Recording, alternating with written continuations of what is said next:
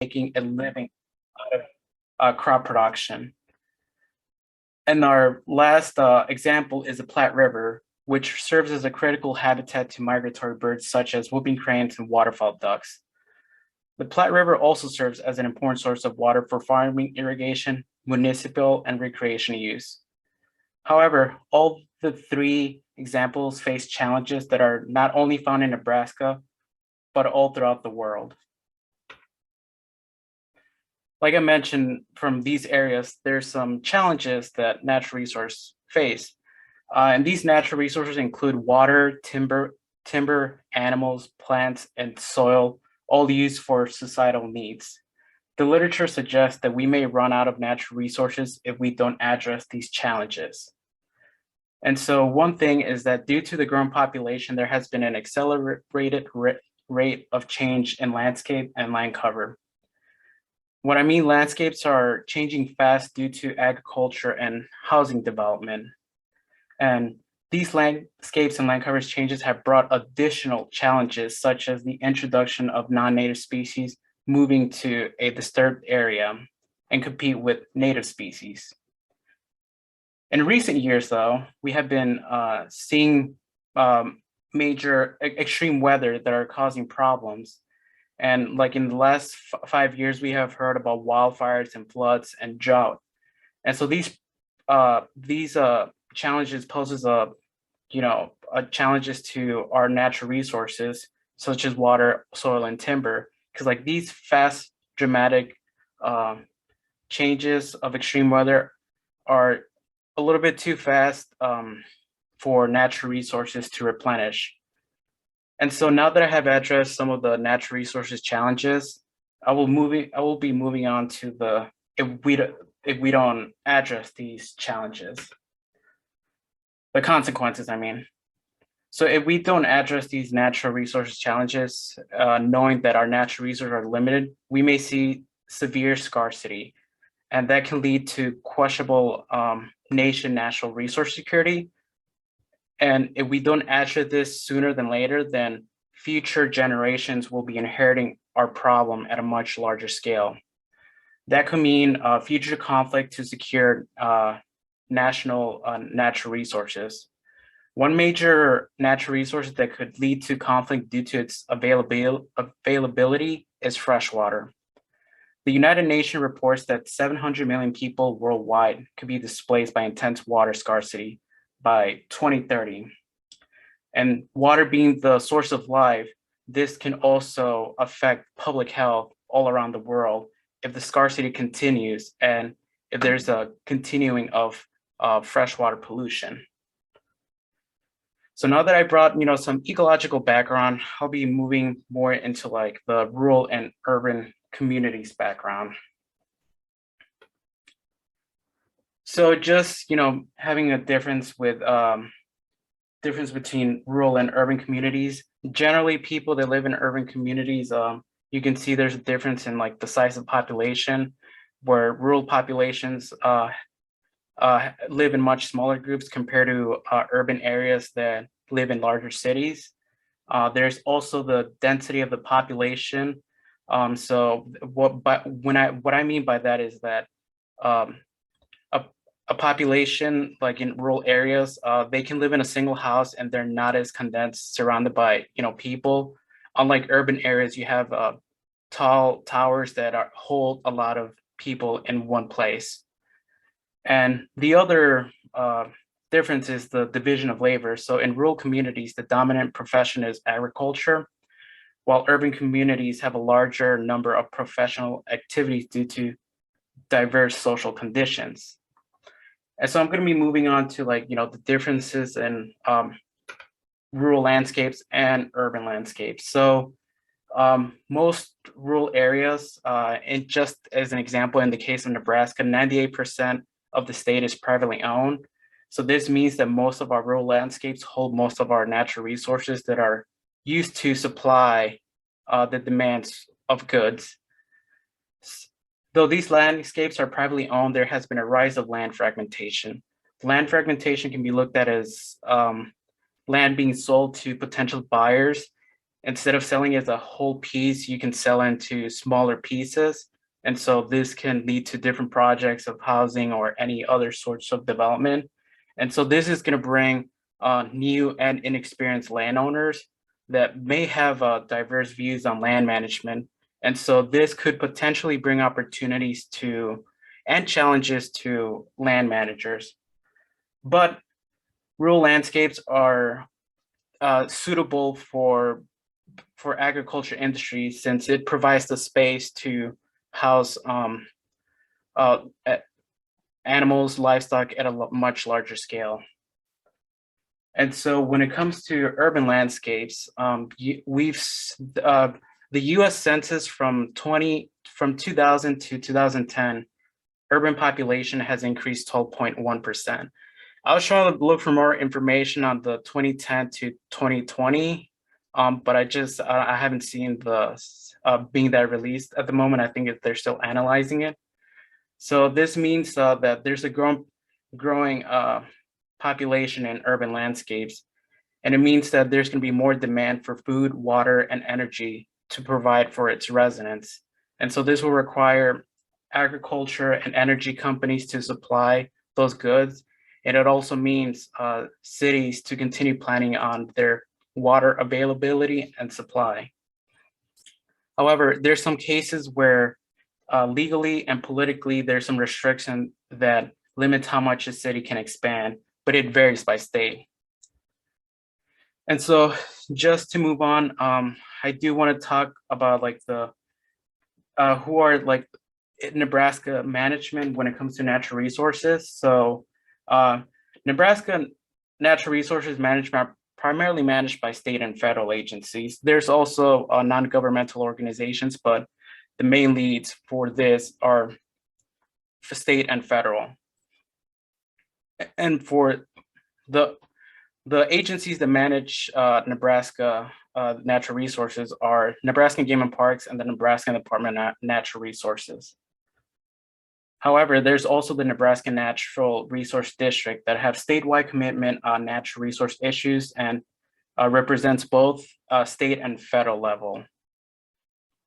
And so for federal level, we have the U.S. Fish and Wildlife Services and the U.S. Department of Agriculture, U.S. Forest Service, and the U.S. Army Corps of Engineers, since many water bodies and wetlands in the nations are waters of the United States and are subject to Corps regulatory authority. But agencies have limitation when it comes to natural resource management. And one of those limitations are the amount of land they own. So most of the public land can be managed by public entities, state agencies, and federal agencies, but they cannot go beyond private property. So this means that there's really limited on how much they can do. But that's not the limitation. There's also limitations such as funding. So agencies receive certain amount of funds every fiscal year, and that will determine how much work they're going to put on for natural resources management. But another constraint that both state and federal agencies face is that trust and attitude towards them. So there's cases where, or some areas that not a lot of people trust how state agencies or federal agencies are running the natural resources. And so what these agencies are doing are taking steps to engage with people. And so on the next slide, I will be talking about programs they were offering, just something simple to build up those positive attitudes and trust towards those agencies. So programs they're doing, there's programs like the citizen science that gives opportunities to people that are interested in science and would like to learn more regarding wildlife, water management, and other interests. This also benefits science because people have the potential to collect real-time data. And another program is through the U.S. Department of Agriculture that offers conservation reserve programs. And this is where farmers enroll in the programs and agree to remove environmentally sensitive land from agriculture production and plant species that will improve environmental health and quality in exchange for yearly rental payment. And there's additionally the conservation easement. So this is where it gives the power to qualify private land conservation organization or governments to a specific land that will not be touched for any further development, and in order to protect its conservation value for future generations. Though we have a lot of ecological data, on the next slide, I will be talking the importance of social research on natural resource management. Natural resource management is no easy task, and any management policy coming from agencies or towns may be viewed negatively by people if not taking the proper steps. That's why I'm interested in looking more into social research through survey work with rural and urban communities on their perspective on natural resources. We need to understand what are these communities' needs, because that will determine how policymaking and other programs will success for natural resource management in the future. And many landowners or respondents that live in different areas have different priorities. So like if we can work together on meeting in the middle on what's important for both like agency and people, then that will bring us more closer and more positive feedback coming from these rural and urban communities. And social research also helps us on how to understand how to better engage with the rural and urban communities to improve future long-term collaboration. So, as Caroline said, I used the Nebraska annual social indicator surveys. It's an omnibus survey where a representative sample of Nebraskans are asked to give their opinion on a variety of topics and issues. This survey is a product of the Bureau of Sociological Research at the University of Nebraska-Lincoln, working in collaboration with state agencies and other educational organizations. So for my research, this is where, this is one of the questions out of 7 that I'm going to be using for this presentation. So the question is, who should be responsible for managing the following natural resources challenges that affect your community? So this is answering my main objective of my research is, identifying the community connectedness and relationship to participation, addressing natural resources challenges in Nebraska. So I was interested in the following, surface water quality. There's a lot of literature out there and case studies. Surface water quantity, something just because I've been seeing and hearing a lot about the Platte River being low. Soil erosion, because there's a lot of agricultural land use and there's concerns for soil erosion, runoff, and ecosystem healthiness and reduction in crop production. And there's also, through this survey, I wanted to, say invasive species, but, their expertise suggested just to reach the common population to go more towards non-native species. And so this is, these non-native species can bring ecological destruction, such as altering habitat, resource availability, and other competing with other native species. And then we have game species, which a lot of people do care for game species when it comes to hunting and fishing, and that brings a lot of funding towards conservations.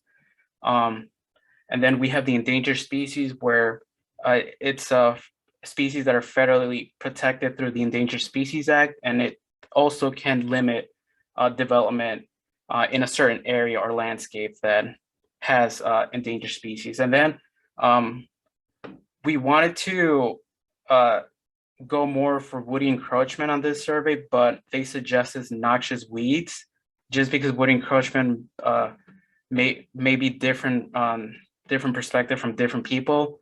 And so this is just like an ongoing management issues. And so that's what we went with. And so I'm going to be moving into the results. So what I did here is I did a chi-square test. And so we wanted to compare if whatever they respond is different comparing rural and urban areas. And for most of these, the p-value was less less than or equal to 0.05. And so for this one, this is surface water quality. So as you can see here on there's the salmon color that is individual. So that's the proportion of individuals that respondents said that individuals are responsible for managing surface water quality in their communities. The swampy looking color is the neighborhoods, and then light green is town and cities. And then the blue one is the state agencies, and purple one is federal agencies. So for this one, surface water quality, a lot of rural respondents said that it's state agencies' responsibility to manage surface water quality. And then urban responded said that it's town and / cities responsibility to manage them. And Daniel, so, yes? 3 minutes. Okay. And so most of these, we have similar respondents. Just for the sake of time, the only difference that we see a lot here is soil erosion and noxious weeds. And so just to get like the overall results, there's really there's some similarities, but there's some differences when it comes to rural and urban holding accountable, and most of them held state agencies responsible for managing those.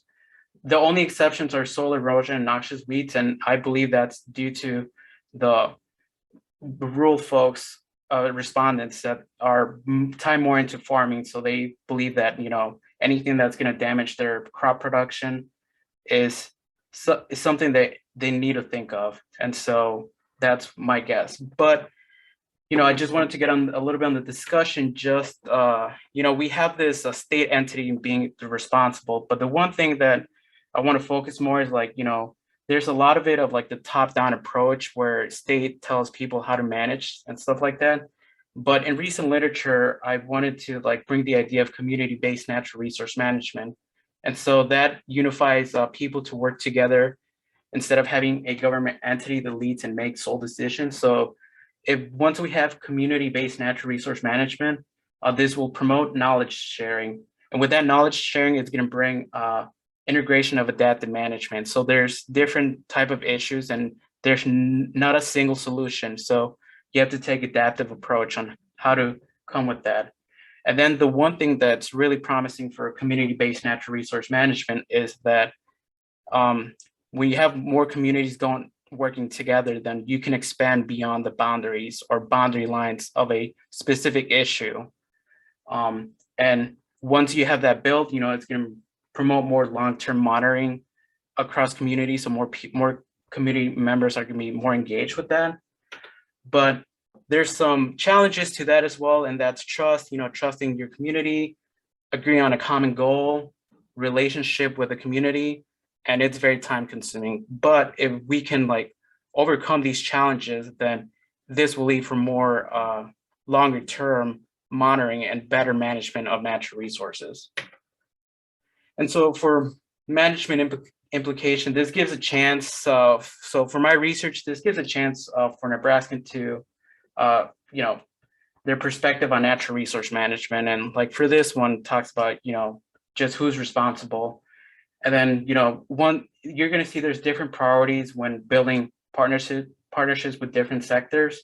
And those such differences can lead to an opportunity of an open discussion about possible cooperative management of natural resources. So, just because there's differences doesn't mean we cannot work together and, work on a solution that people will agree on. And so that's what social, survey research brings. We get the opportunity to hear out, different groups, rural and urban. There's also demographics that were given, but that's the next approach. And so I just wanted to give some acknowledgements. University of Nebraska-Lincoln School of Natural Resources, Human Dimensions Wildlife Lab, Center for Resilience in Agriculture Working Landscape, and the National Science Foundation Research Traineeship Program. And so that is all I have. Really wanted to go more, but yeah, all the time I can cover. There was other questions in those surveys that we wanted to tackle. Great. Well, thank you so much.